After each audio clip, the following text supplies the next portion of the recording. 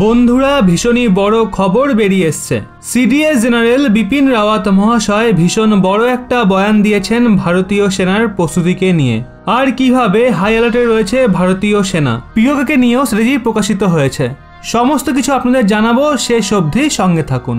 বন্ধুরা সবার প্রথমে তো আপনাদের বলছি আমাদের সীমায় কি চলছে। জম্মু কাশ্মীরের পুঞ্চ সেক্টরে 3 সপ্তাহের বেশি সময় ধরে এনকাউন্টার চলছে। ওখানে প্রচুর পরিমাণে জঙ্গি রয়েছে। অপরদিকে চীন সংলগ্ন এলএসি থেকে চীনারা অনুপ্রবেশ করার চেষ্টা করছে। বর্তমান সময় তাদের মুভমেন্ট আরও বেড়ে গেছে। এর জন্য ওখানে অপারেশনাল অ্যালার্ট জারি করে দেওয়া হয়েছিল আমাদের সেনাদের জন্য।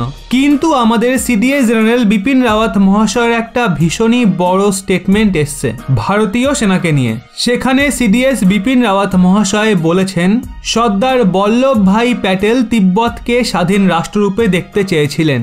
তিনি চেয়েছিলেন চীন এবং ভারতের মাঝে তিব্বত একটা বাফার স্টেটের কাজ করবে। তো ভারতীয় জেনারেল বিপিন রাওয়াত সোজা তিব্বতের দিকে ইশারা করেছেন। ভারতীয় সেনাও তিব্বতের ইস্যুকে ভীষণ সিরিয়াসলি নিচ্ছেন। সেই সঙ্গে সিডিএস এটা বলেছেন, চীন ও পাকিস্তান যেভাবে সীমাতে ক্রিয়াকলাপ চালাচ্ছে সেটা দেখে আমাদের সেনারা সারা বছর হাই অ্যালার্টে থাকবে। আজ্ঞে হ্যাঁ, ভারতীয় সেনা পাকিস্তান এবং চীনকে নিয়ে গোটা বছর হাই অ্যালার্টে থাকবে। এই ধরনের বয়ান ভারতীয় সিডিএস দিয়েছেন। এরই সাথে সিডিএস জেনারেল হিন্দ দিয়েছে পিওকের জন্য ভারতীয় সেনা যে কোনো সময় অ্যাকশন নিতে পারে, কারণ হাই অ্যালার্টে ভারতীয় সেনা সারা বছর থাকবে। তাই আমাদের সীমাতে যখনই নির্দেশ মিলবে তখনই পুরো প্রস্তুতির সঙ্গে অ্যাকশন নেওয়া হবে। এটা যথেষ্ট স্বস্তিজনক একটা খবর। বৃথা যাবে না আমাদের সেনাদের বলিদান। ভারতবর্ষের নেভি যে পৃথিবীর অন্য অনেক নেভির থেকে উন্নত একাধিকবার প্রমাণিত হয়েছে। বিশেষ করে ভারতের হাতে থাকা যুদ্ধজাহাজ বা সাবমেরিনগুলো একাধিক সময় তাদের বিধ্বংসী ক্ষমতার পরিচয় দিয়েছে।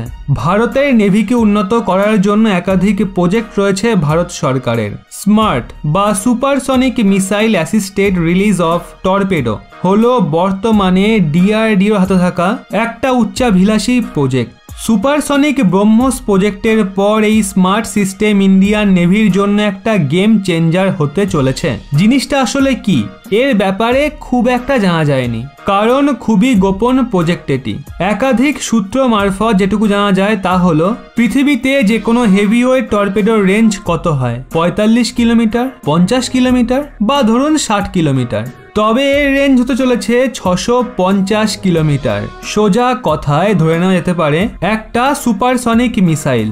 এর সামনে টর্পেডো ফিট করা হয়েছে। এটা তৈরি করাই হচ্ছে সাবমেরিনকে ধ্বংস করার জন্য। এবার প্রশ্ন হতে পারে যে তাহলে তো শুধু সুপারসনিক মিসাইল যথেষ্ট ছিল, খরচ করে এই ধরনের সিস্টেম তৈরি করার দরকার কি ছিল? আসলে এর কাজের ধরন একদমই আলাদা। সাবমেরিনের খুব কাছে গিয়ে মিসাইল পার্টটা টর্পেডো রিলিজ করে দেয়। তখন টর্পেডো অটোমেটিক টার্গেটে আঘাত করে, ঠিক পুরো একটা পিএসএলভি জিএসএলভি রকেট সিস্টেমের মতো। সাবমেরিনের ক্রুরা পুরো হতভম্ব হয়ে পড়ে যে তাদের দিকে কি আসছে, মিসাইল না টর্পেডো। তারা মিসাইল ভেবে ডিফেন্স করতে গেলে সাইলেন্ট ভাবে টর্পেডো এসে সাবমেরিন ধ্বংস করে দেবে। বুঝতে পারছেন তো, পুরো হচ্চকিত হওয়ার মতো। একে যে কোনো যুদ্ধজাহাজ এমনকি ট্রাক বেসড কোস্টাল ব্যাটারি থেকেও লঞ্চ করা সম্ভব। আমেরিকা, রাশিয়া, চীনের পর ভারত বিশ্বের চতুর্থ দেশ যারা সিস্টেম তৈরি করছে। তবে একটা কথা, ভারতের এই স্মার্ট চীনের তুলনায় অনেক অনেক উন্নত, কারণ চীনের তৈরি এই ধরনের মিসাইল YU-8 এর রেঞ্জ মাত্র 40 কিলোমিটার। চীন বর্তমানে এর অত্যাধুনিক ভার্সনের ওপর কাজ করছে, কিন্তু এরও রেঞ্জ 70 থেকে 80 কিলোমিটার, যেখানে ভারতের রেঞ্জ আনুমানিক 650 কিলোমিটার। তো কেমন লাগলো আপনাদের এই খবরগুলো শুনে? নিচে কমেন্টে অবশ্যই জানান।